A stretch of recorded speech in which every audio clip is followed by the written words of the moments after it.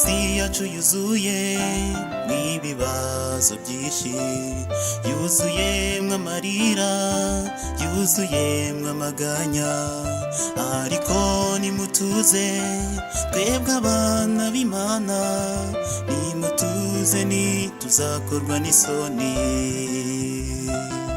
Iyi si yacu yuzuye n'ibibazo byinshi, yuzuyemwo amarira, yuzuyemwo amaganya, ariko nimutuze twebwe abana b'Imana, nimutuze ntituzakorwa n'isoni.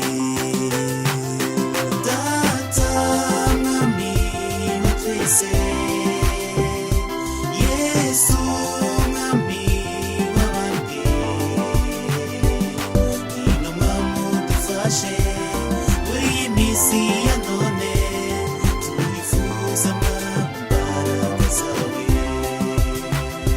Data mwami wa twese, Yesu mwami w'abambwe, ngwino mwami udufashe muri iyi minsi ya none, twifuza imbaraga zawe.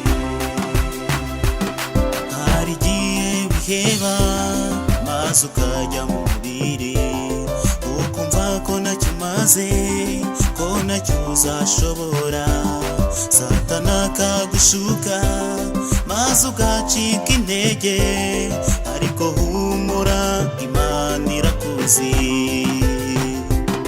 Hari igihe wiheba maze ukajya mu mubiri, ukumva ko ntacyo umaze, ko ntacyo uzashobora, Satani akagushuka maze ugacika intege, ariko humura Imana irakuzi.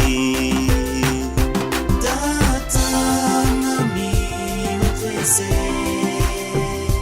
Yesu mwami w'abambwe,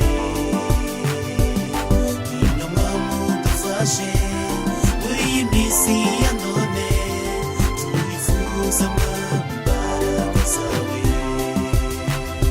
Data mwami wa twese, Yesu mwami w'abambwe,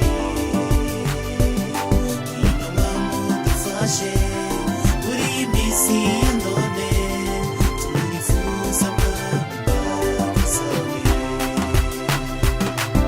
Ni wowe wavuze ko utadusize nk'imfubyi, kuza dumufasha akadufasha muri byose, akajya duhora hafi muri iyi minsi utari waza, none mwami sohoza isezerano ryawe.